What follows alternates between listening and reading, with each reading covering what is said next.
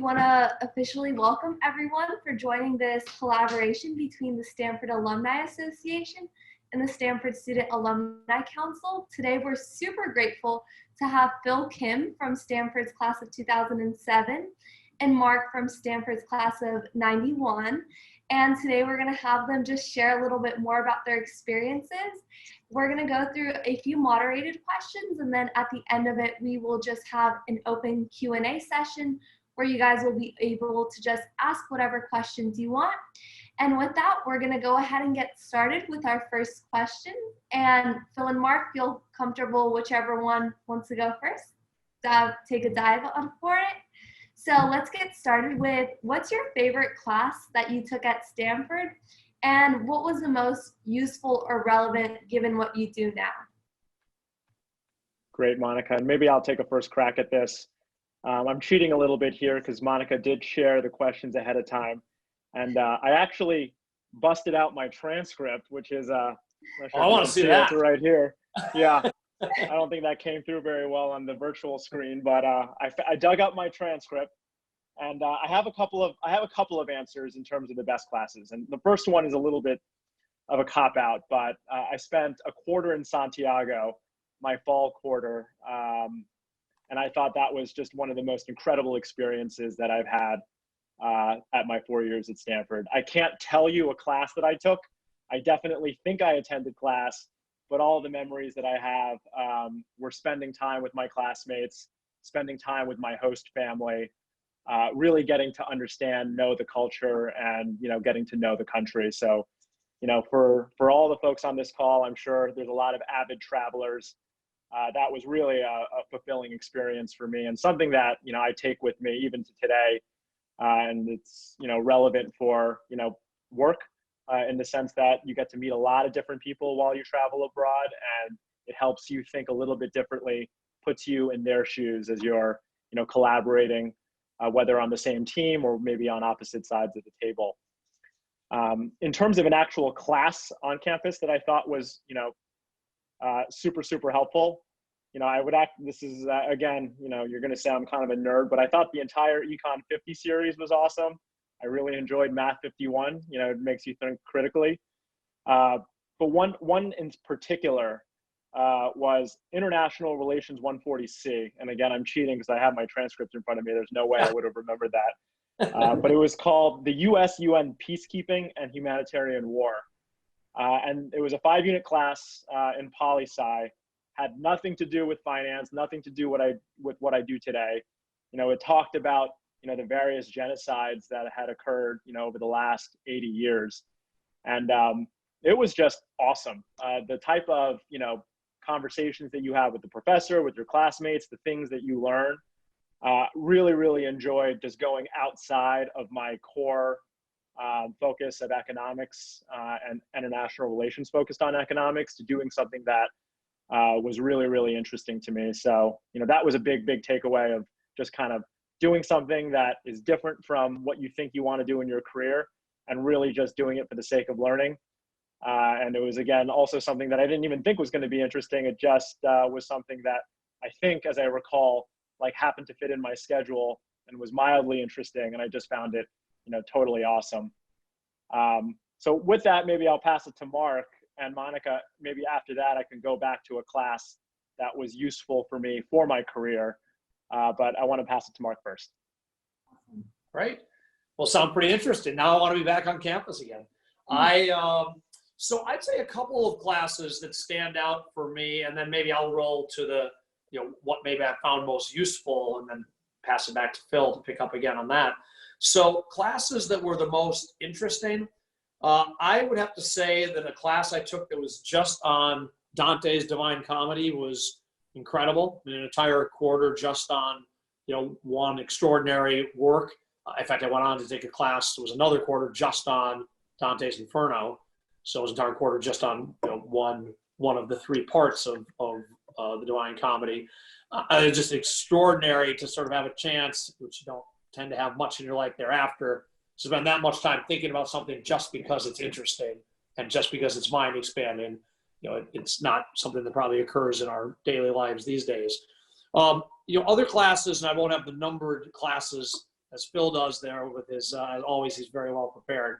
And by the way, background, Phil and I worked together for many years, so that may be obvious to people who haven't seen the bio, so we're longtime friends.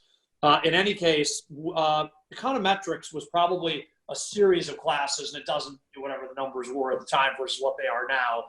Probably bridges between classes that I really liked, which again may bring me, Phil, toward your geeking out category of like really liking classes that involve linear algebra and doing regressions and that kind of thing.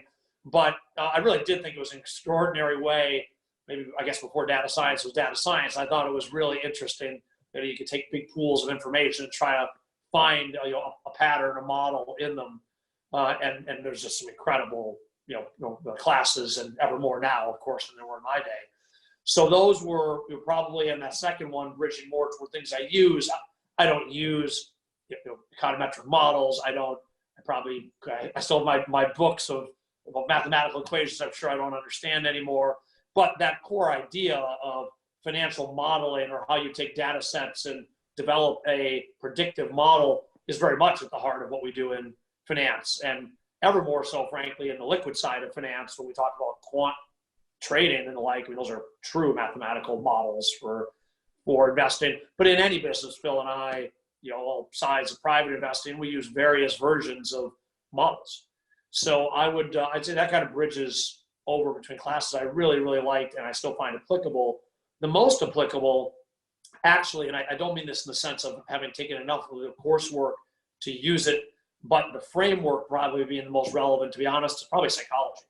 I mean, if you get down to it, after we get through all of the models and all of the rest of it, you're getting down to dealing with people and people making decisions and how they make decisions. And so I didn't take enough of it to profess to have an expertise, but the thing I hearken back to, and if I think what would I like to understand more, I'd actually like to understand the psychology of decision making better. Awesome. Great. Well, thank you guys both for sharing about that. Now we're going to transition a little bit more into your guys' careers. So sitting with us, we have Phil, who is the managing director at KKR and is the head of derivatives and liability management. And we also have Mark, who is the co-founder and president of Owl Rock Capital Partners and co-chief investment officer of Owl Rock Capital Advisors. So they're highly accomplished in their fields. And now we want to gain a little more insight as to, back when you were at Stanford, what's something that you wish you would have known now, given where you are? Sure. So maybe I'll take a first crack at that. I think at Stanford, one of the things that I wish I had spent a little bit more time on was developing a better relationship with the professors. At KKR today, actually, a member of our board, Joe Grunfest, is at the law school. And I actually, always think, I had a great experience in terms of networking with my classmates. And that's something, I think is absolutely paramount, but something I don't regret doing because I've done a lot of that. But it's the relationships with the professors, because I do think, the faculty is there to help everyone, to open up their networks. And it's really just, the best in class faculty you're going to get. So don't be afraid to spend time with them, ask them questions, ask questions after class, and see what resources they have available to them that perhaps, they can share with you. So that was, I think, one thing that I think back to that I did not, utilize as much of. And I think, in terms of another element that I would add too, and goes back to the classes that, we started the question with, I had wished I had actually taken more classes that had really nothing to do with my career. There were definitely classes that were super helpful, a number of them which I walked through that's relevant for, investing and finance. But also at the same time, I think Stanford does a great job in helping you think critically and solve problems. And, the school teaches that way in terms of its problem sets and ultimately your exams. And I think and a lot of folks on this call are probably, thinking about what your next steps are in your careers post-Stanford. A lot of the things you will learn on the job. We are looking for people that are smart and creative and can learn quickly, people that can work well with others. So I think, again, one thing that I would add is I wish I had a fifth year at Stanford that I can add and just spend a whole year taking classes that had nothing to do with finance, take them as pass fail, and just absolutely go for it. Thank you for sharing. Yeah, I'll, Phil, those are just outstanding. I'd have to say, I think Phil hit on the best ones. Maybe I'll just add to his comments because I don't think I could do better. So on the latter point, doing things that just seem interesting is more worth it than it seems. And I know that I guess I should be cautious. It can be perceived to be, well, it's fine. You're all along in your careers. It doesn't really matter. Sitting here right now, I have to be able to go to my interview and talk about this, this piece of information or that skill. And I do appreciate there's a certain need to get a certain amount of just knowledge developed. But the reality is, in terms of what you're going to know from school that you're actually going to use, and you can hear from both our answers, it's not as if we take much of the direct knowledge from the classes and apply it to what we do. And that statement is not just a statement coming 30 years later. That was a statement from, sure, maybe the first month, having been a quantitative person, having done models, and having done a quantitative economics honors thesis handy, and meant I could be more fluent in the language of finance for the first month. But it doesn't much matter after that. And when you think about people making hiring decisions, everyone on this call is incredibly accomplished, comes from a great place. It's going to end up being more about, do you connect with someone? Do you have something interesting to say? Is there something about your perspective that stands out? And evermore, I think that idea of being able to do things that are non-linear and sort of things that, to a degree, I guess we think people can probably do better than machines, is going to be the part that's going to be most interesting. Not, well, gee, I have this extraordinary ability to do stats, unless you want to go build a quant hedge fund, then probably ought to be mighty fluent in deep mathematics. But absent that, I think it's be interesting, which probably means just do things that are interesting to you. Awesome. Thank you so much, Phil and Mark. I think you guys gave some great insights that we could definitely incorporate as we go through our Stanford journeys, which leads us to our next question. So what are some unexpected turns you took in your career, and how did they affect you? Yeah, so I'll share two experiences on my side. My career, obviously so far is much more limited than Mark's, where I am today. And maybe we'll start with one that I experienced just a couple of years out of Stanford, and then I can share one more recently. But one experience that I had that I still remember today as a managing director, it was as I was completing my second year analyst year at Morgan Stanley. And this was at the end of 2009 that the institution was going through making its promotions from analyst to associate. And long story short, we were ending the financial crisis, and the institution had decided we were not going to promote analysts directly to associate after just 2 years in my particular division. And I took that pretty hard. I took that pretty poorly. I saw my peers in different divisions in trading and others making that jump, and I saw myself feeling as though I got held behind because of that. And looking back, even just a few years after that situation, you again realize, one, it's a really, really long road. So don't sweat it, whether, you make associate after 2 years or you're making VP after 4 years. I know everyone on this call is super competitive and super talented. And that's how, I'm sure you are at an institution like Stanford, because you excelled in what you do. And that mentality, I think, is great on the one hand, but on the other, you will experience failure. And it's, again, a very, very long road. What makes one successful early in your career may absolutely not result in success later in your career. And again, I think that was one of those things where I spent a lot of time on it, when I was 24 years old. And now at 34 years old, I look back at it and say, gee, I'm glad that happened. I'm glad I got to experience, failure at that point in my career.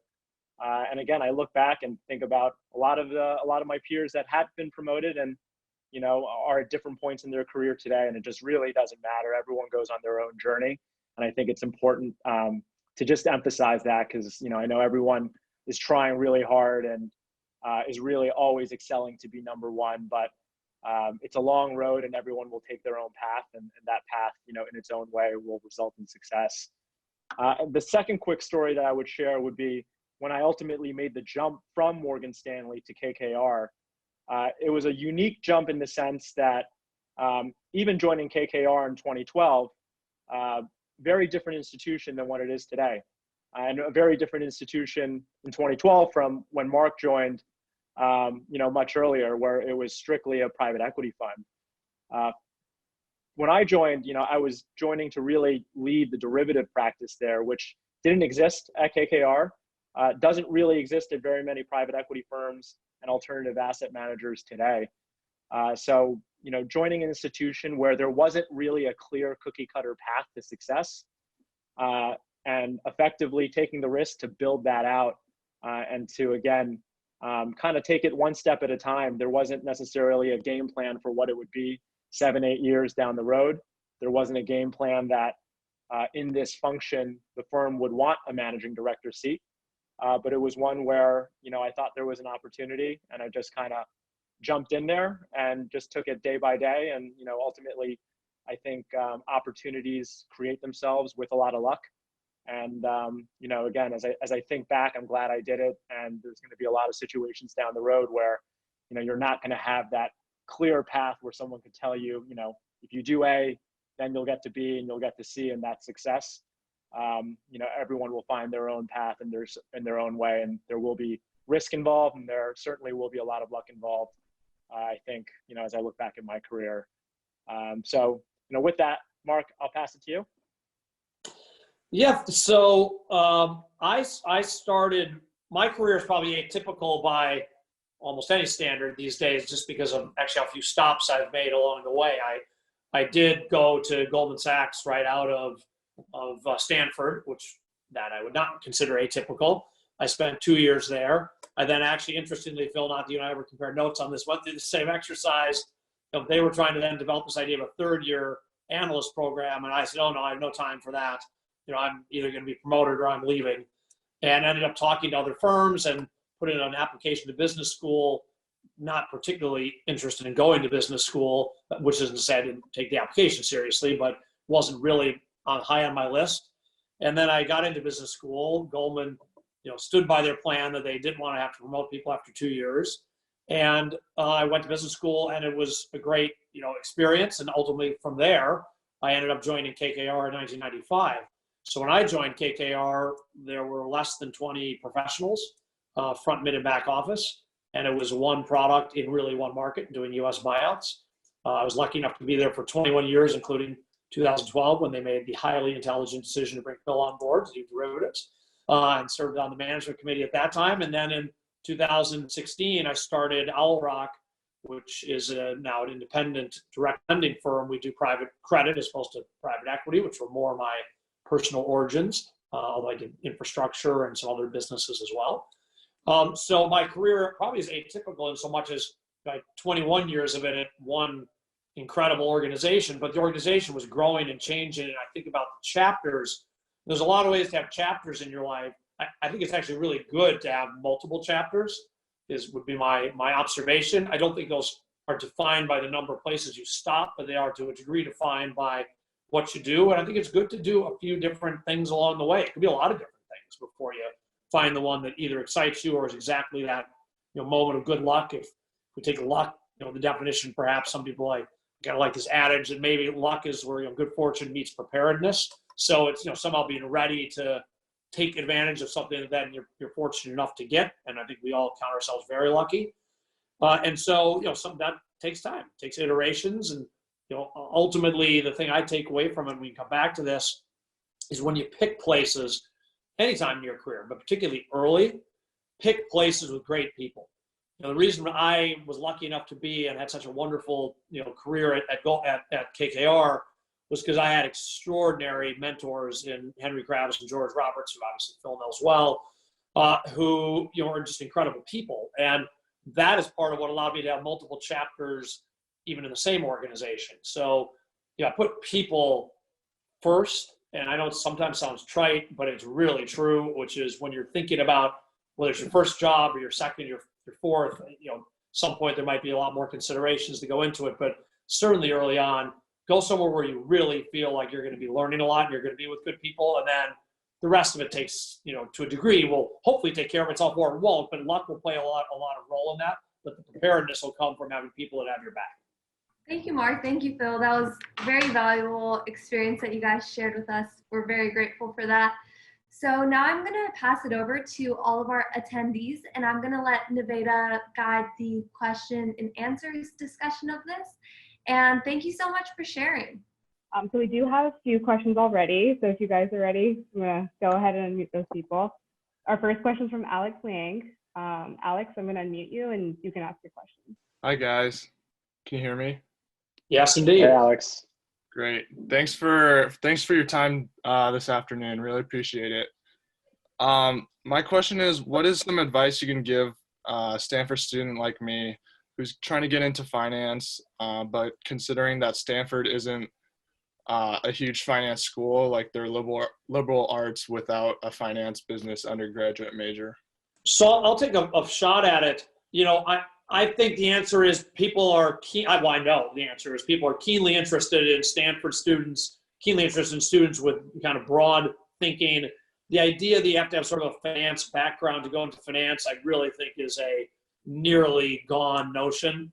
I think it may have been more true probably in my time, and somewhat true during Phil's time. I think it barely now. It doesn't matter to us at Owl Rock. We don't think someone's going to come and say, "Oh, I know so much about finance, I should be able to help you with that." I mean, we probably are pretty long on. The question is, do we have people that are really good thinkers and smart and hardworking? I don't think you should feel any limitation from coming from Stanford as opposed to, say, Wharton. I mean, sure, it's a feeder school for a bunch of Wall Street jobs, but I don't think the firms in any fashion look at that as somehow more favorable. Of anything, again, I believe there's an evolving thought towards, what we really need are people that are broader thinkers. We'll teach them the technical skills they have to have. What we can't teach people is to be insightful. What we can't teach people is to be creative.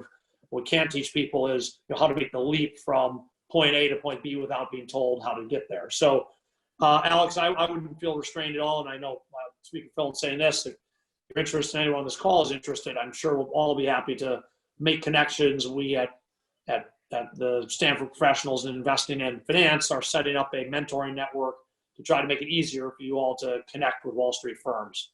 But I wouldn't think of having, in the absence of a finance degree, as any kind of limitation. Great. Thank you so much. So I was just wondering, what made you both decide to join KKR in terms of the type of work that you'd be doing compared to your other firms? Like, was there something particularly interesting about the projects you'd be working on and or the people you'd be working with? Sure. So maybe I'll take a first crack at that one, Alice. From my perspective, I was at Morgan Stanley for 5 years, having done a couple of different things. Spent a little bit of time on MediaCom investment banking.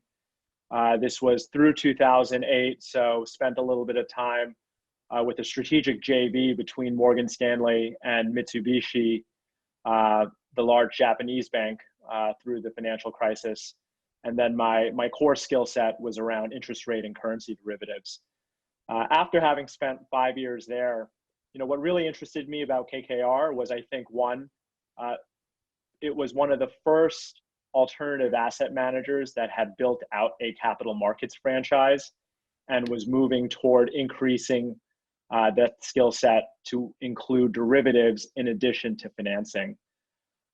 So two, and I think a very easy one, I think, the history and franchise of KKR is one that is really second to none in terms of a number of its competitors. So on the one hand, it wasn't a big risk from my perspective of joining KKR, considering, the history that they have and, the talent and the businesses that they were in. I think, again, for me, and it goes back to Mark's point, it was really, the people as well. I knew I was taking a risk doing something new where there wasn't a certain path.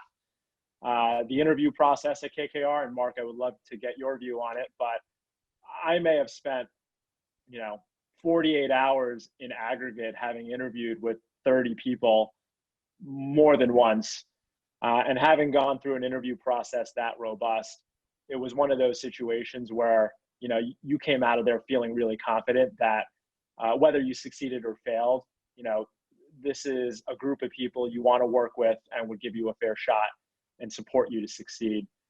So that was the reason I made the jump. So maybe in summary, you know, obviously an incredible franchise, so low risk in that regard. One of the first firms to start taking on a capital markets practice as an alternative asset manager. So easy for me to segue into the derivatives focus. And then finally, 3, the people. Yeah, you know, for me, it has some resonances. Now, it was a very different time and a very different place, but, you know, even in '95, KKR, you know, it was already by that time an extraordinary platform, even if tiny measured in people, it was relatively big measured in impact. And I knew the firm a bit from my time at Goldman, more in almost a book sense of the word, from Barbarians at the Gate or the movie, as the case may be. But I had some, you know, vague touches with it. But at the end of the day, for me, it was a great organization with great people. And I don't think I knew then what I'm saying, the way I'm describing it now. I knew that part, that it was a great place, and I knew it was great people. There weren't 30 people for me to interview with, but I did interview with everybody I could interview with. In fact, I had to keep coming and going because they hadn't hired someone out of business school in a decade before that. So they had no apparatus for, like, well, I have to come from Boston. So I'd come from Boston and meet one person, then go back. And then, you know, 3 days later, someone was available, so I'd fly back down, meet one person, and go back. So it was a different kind of setting, but the place was great, and I knew it therefore offered opportunity, you know, if I was fortunate enough to both be there and then succeed. And I thought the people were incredible.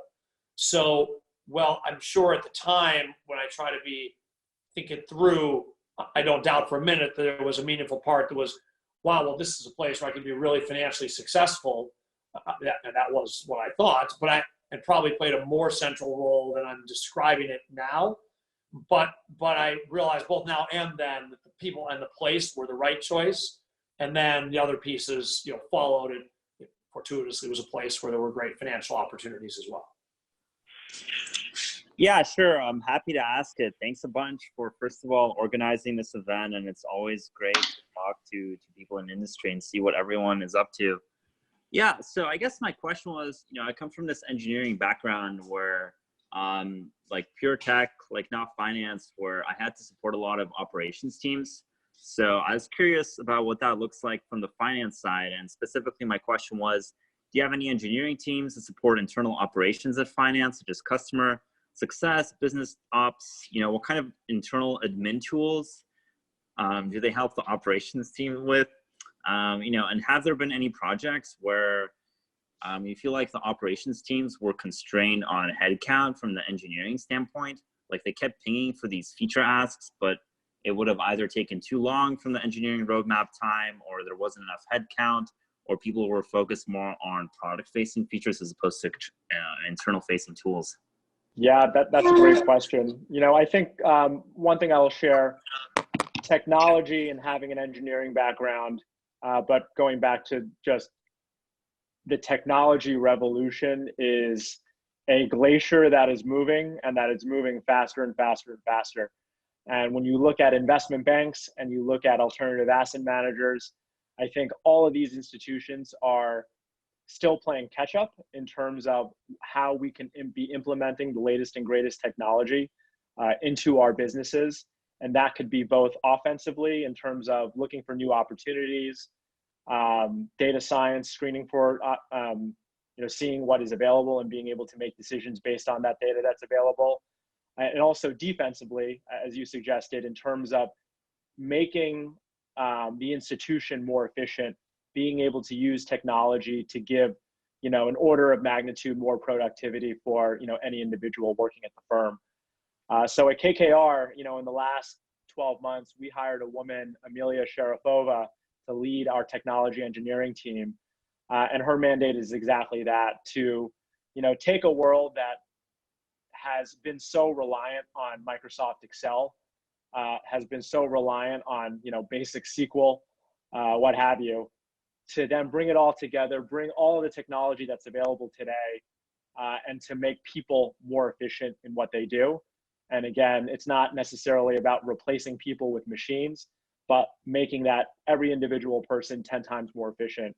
So there's a huge demand, for that role. And, whether it's a pure engineering background, whether it's operational or mechanical, whether it's data science, I think all of these skill sets are hugely demanded. And it touches back to a point that Mark mentioned earlier around the type of skills that institutions like ours look for. At the junior level, it's not necessarily looking for any type of, content that you may have. I think a lot of that is teachable. It's about critical thinking. It's about being able to solve problems and being able to come in with that mindset, with that technical background is hugely, hugely valuable. And you'll learn a lot of things, on the job. And I think as you digest that information and you can implement it, are the folks that I've seen, very successful in their careers. Yeah, there's little doubt that there's an increasing level of demand for people that have a good understanding and appreciation for the way to utilize technology, as Phil described. Again, I think it's less, David, probably about the question of what specific part of, is it an internal facing function? Is it, externally facing? Is it a re-engineering exercise? Those all vary by the particular place and moment. But someone that has the appreciation for and skills in the technology arena, is definitely a person that's in demand across the finance spectrum. And whether that's to ultimately serve the purpose of the organization itself, or because the nature of the businesses that are being invested in or we're doing due diligence on, one of our senior folks, for example, in Owl Rock, we, a few years ago now, started a technology-only, really software-focused lending product where we provide capital to SaaS businesses for the most part. We have an office on Sand Hill Road, in fact, just down into the shadow of KKR's office at 2800. And we're focused on investing in that arena, and the person leading that effort for us is a guy who's literally a former rocket scientist who was at MIT and then Caltech and did jet propulsion research, JPL, and then went into venture capital for many years before joining us. So I think that skill set, if you will, that perspective is very much in demand in the investment community.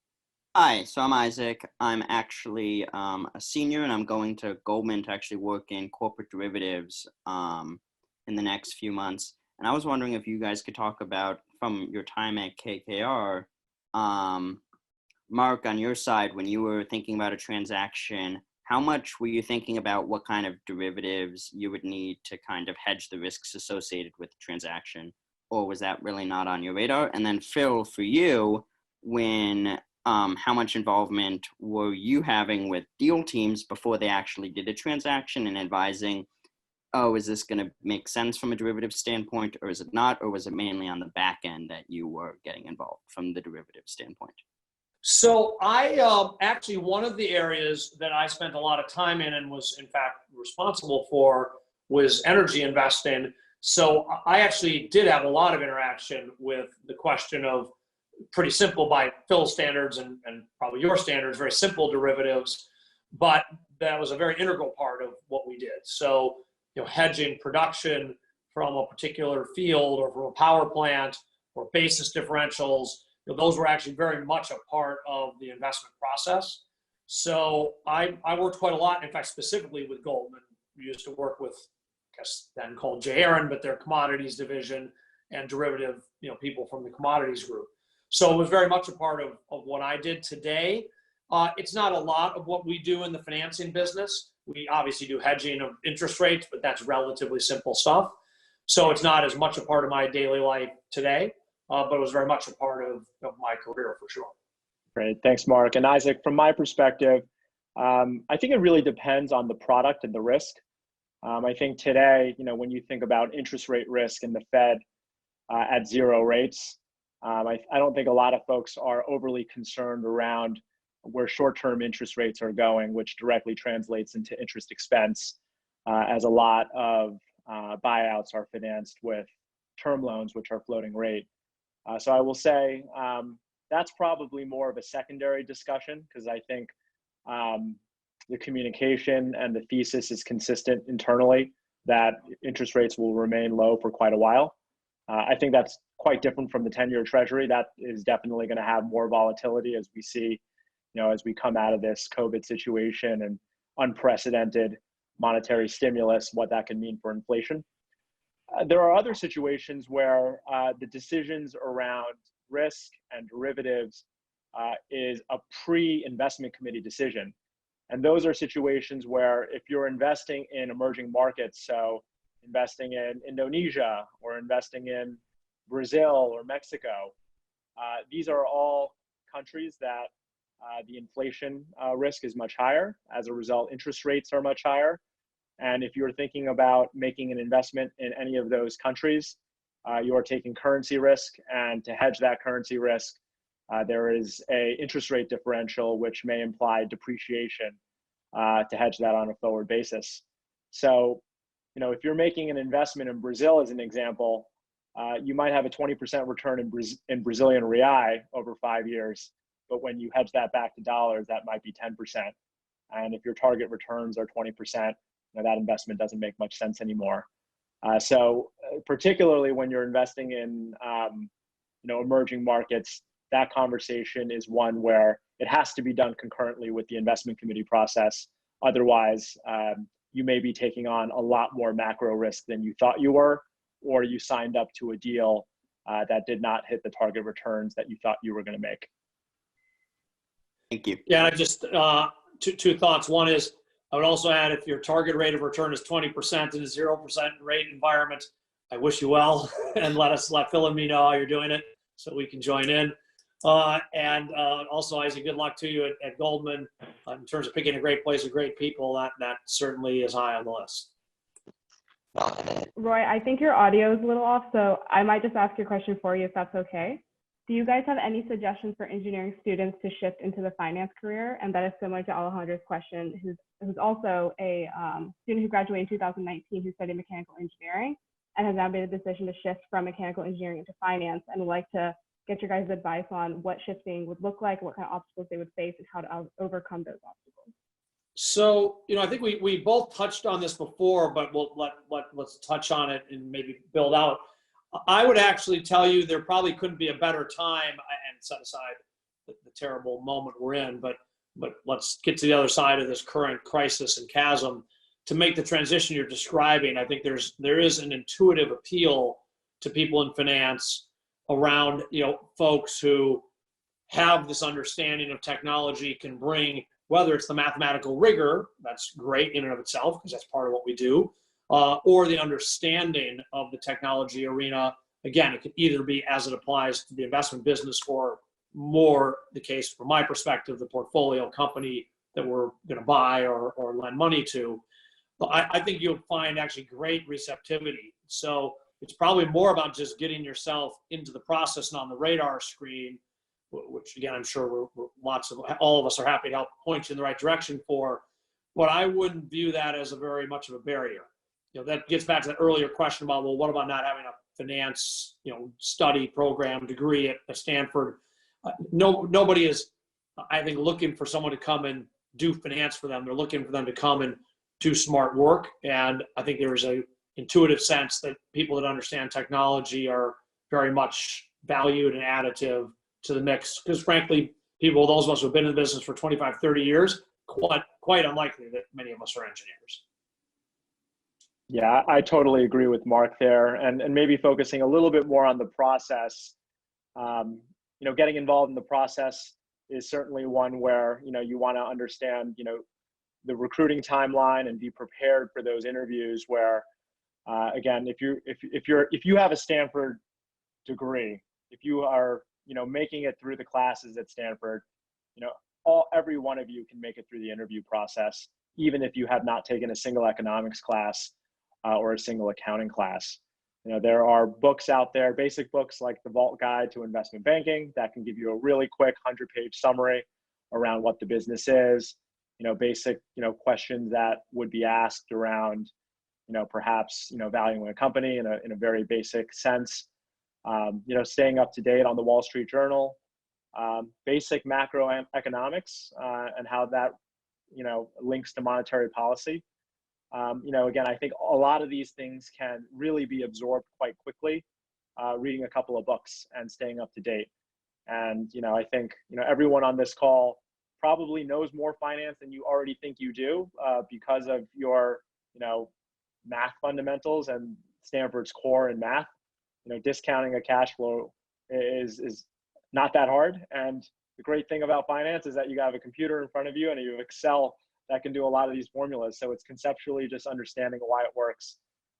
So again, I think my recommendation is understanding the timeline for the process, using the Stanford resources like Beam to get involved, and then doing the preparations through the various books that are available and staying up to date on the latest.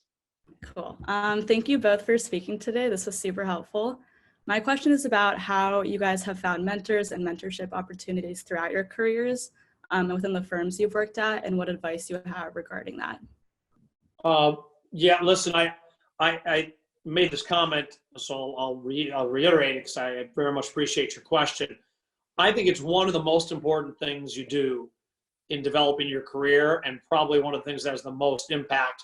Let's take the biggest impact is probably luck, and then after that, there's this combination, this cocktail of things that includes hard work and a lot of other attributes. But I would put right high on that list, finding the right mentors and finding people that are going to be interested in your career. So I think it's something you look for when you're interviewing. I think is this a place that has the culture and has the character, the ethics, the kind of people in place that I see myself wanting to be. And that's not because you want to be there for 20 years. It's because those are the kind of people you probably want to try to develop skills and learnings from. So, I don't think there's like a formulaic way to find that person. Although, again, by virtue of the network, you all obviously are already proactive go-getters. You're part of raising your hand and saying, I'm interested in finance. You're working with SAC group to get connected to conversations like this. It's easy to follow up from something like this. It won't necessarily be this call, but if you're on a call like this and someone you talk to, you say, well, gee, that person seems interesting. I shoot them an email. We'll follow up. We're interested in people that are interested in what we do, interested in finance. So I don't think it's not formulaic as to how to do it, but you talk to people, you bump into people. And I think if you find the person that you say, I really think I can learn a lot from the way that person operates, or there's things I want to ask them, people are quite open, I find. And they take a real interest, and you want that. When you pick an organization, the thing I wouldn't do is go to an organization where you can't figure out who it is that's going to have an eye out for you. Because that can be a really untethered exercise. So I think you want to make sure there is at least somebody that you're saying, I feel like that person has an eye out for me and is going to be there to help steer me and guide me. Thanks, Mark. Hey, and Mark, great to hear from you. I think dovetailing on what Mark said, two things that I would say. One, which is you can always have more than one mentor. So it's not, an interview process for yourself and saying, I have to choose one. I probably have, a half dozen mentors that I consider mentors, and they're all mentors in different ways to me. So, definitely don't feel as though that you have to just have one and put all your eggs in one basket. And I think, how did I get to having 6 mentors? I think a lot of it ended up just coming down to trust.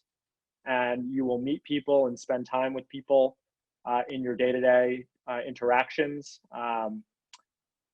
through the work that you do, or maybe it's through friends and your Stanford colleagues. But just through those experiences, I think what you will find is that the people you end up trusting are going to be the ones that are going to be your best mentors. And again, I would encourage, having more than one, and, each mentor that I can think of is a mentor to me in different ways. But all of them across the board, for me, have the consistent trait of I can be open with them in situations where I may not know what the answer is, and hence why I use them as a mentor. And I think it's important that you can be comfortable asking them questions where you don't know the answer, and you might be uncomfortable asking a question. So it's really critical that you have that trust. So A mentor also doesn't have to be, someone that's 10 or 20 years senior to you and has super experience. A mentor can be 1 or 2 years older than you, could be in a totally different field. So just be open about it, be open to having more than one. But I think it's really, really important that you're able to have open conversations. Hi guys, thank you so much. My name's Diego, and my general question would be, what principles would you guys recommend using to guide a career? Understanding that when you're just starting out, you don't really know where you're going to end up. But since both of you have built a career within an institution, but also made a decision, okay, it's time to go off and build something new, whether it's derivatives at KKR or starting Owl Rock, how do you make that decision? And especially in the context that banking analysts who are going to Goldman, for example, are expected to stay there for 2 years. So then all of a sudden you're recruiting again. And then a lot of private equity firms take you for 2 years and you're recruiting again. So it can be hard to otherwise get a heuristic for, okay, this is the direction I want to go and I feel like I'm building. Sure. So why don't I take a crack at that and I'll let Mark close. Diego, that's a really, really great question. I think, again, like this career that you're going to embark on and life in general is a really, really long road, and you're going to have ups and downs, and you're going to have great successes, and there's going to be a lot of failures along the way. And I think what's really important is as you take on new opportunities that you enjoy doing it. I think that's one of the most important elements. You're going to be working, and I think, again, everyone on this call is where you are today because you've worked very hard and you've been passionate. But I think it's important as you think about your career down the road, you certainly want to have on one hand, do a role that creates optionality for you and that you're learning. But again, on the other, that you enjoy what you do. And I think, again, it's important that you do enjoy what you do and you find purpose in that, because I do think that the intensity and the hours are long, that if you totally hate it, you're not going to be happy. And, I don't think the outcome will be a favorable outcome if you're not happy with what you're doing. In terms of a longer career path, that's definitely something that I evaluate, pretty frequently around what my short, medium, and long-term goals are. And I try to have that as defined as possible. But I'm also very open to knowing that those goals are changing. So it's reevaluating pretty frequently. Going back to Inbar's point, having mentors to help guide me along the way. Always doing a little bit of a risk-reward calculation. And also, again, just being open to opportunities that you may not even know today that are available to you, but when they come, being prepared to take those risks and jump on them. So I think, on the one hand, you want to set goals for yourself. You want to know what makes you excited and constantly evaluate those. And on the other, you want to be open to opportunities that come down the road. You're not going to know what those are today. And when they occur, be willing to take a risk. It's okay to fail. It's a really, really long road. Don't make the mistake that I did as a second-year analyst comparing myself to my peers.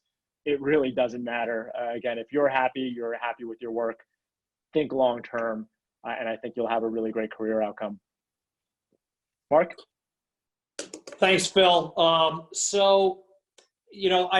At the end of the day, it gets down to what can you know and what can't you know, and sort of like that, all those quadrants, the known unknown and the unknown unknown. And the reality is, when you think ahead, it's very hard to picture beyond 5 years. And people say, well, where do you want to be 20 years from now? It's kind of a silly question. It'll probably get asked in some interviews, but the real answer is none of us know the answer to that question. This isn't to say you can't have some notion of direction you think you want to go, but so much of it's going to be impacted by the world around you. And think about how you're viewing the world now versus 2 months ago. My suspicion is everyone on this call has a radically transformed view of the world and exactly what the next steps look like for them. And that just comes from unexpected places. Obviously, in this case, it's a catastrophe, but I mean, there can be affirmative and negative versions of those events that hit you, those exogenous variables. So I do think thinking, 5-year increments is realistic to sort of say, what do I think I want to do for the next 5 years? Where I think I want to be 5 years from now. I think that's a realistic way to try to plan things. So you just described 4 or 5 years there. He said, they go to a investment bank, accumulate the sort of basic financial skills, go to a private equity firm, transition therefore to the investment side, get deeper and a little more focused in some particular businesses. You just described sort of 4 to 5 years right there. It's probably about as far as is realistic to plan anyway. So I think that is quite fine to take those increments. And then the thing I was having a conversation with someone about this the other day. I would try to do things for affirmative reasons, which is to say, try to do things because they're something you want to do, that you're really motivated to do. Don't do things because it's what you think you're supposed to do, or negative reasons like, well, I don't like this anymore, so I'm just going to skip over to that. I think I try to guide myself a little more around what excites me, what motivates me, what am I going to be engaged by, because you're going to do a better job. I mean, we all know, like everyone again on this call, are hard workers. You can just power your way through anything. But when you start getting into your career, and you're talking about years at a time and 5, 6, 7 days a week, it's really hard to fake it, so to speak. I mean, that is, you better kind of enjoy what you're doing, at least to a degree. So I would certainly ask myself that, am I getting something out of this? Am I at least pointed the right direction? And then be open to seeing something that motivates you even more. And with that, I could also just thank our fabulous hosts. It was so great of you to set this up and moderate this fantastic panel. Privilege always to be with my good friend and former business colleague, Phil. And really nice to be with the Stanford community at this difficult, strange, changing time. Wishing everyone great safety, and to the earlier conversations, if there's anything I can do, and I'm sure Phil will make the same offer, individually, follow-ups, feel free to let me know. Certainly have some time on my hands right now, that's for sure. I certainly won't be able to email back and say, sorry, I have a conflict, I'll be out tonight. So anyway, let me know if I can be of any help, but it's been a real privilege to be a part of this. Thank you. Likewise. Thank you guys, Phil and Mark, for taking the time to speak with us. It's so much help for all of us who are sitting here in quarantine, not knowing what to do, not knowing what the future is like, just to hear your guys' voices and kind of be that voice of stability in our futures right now.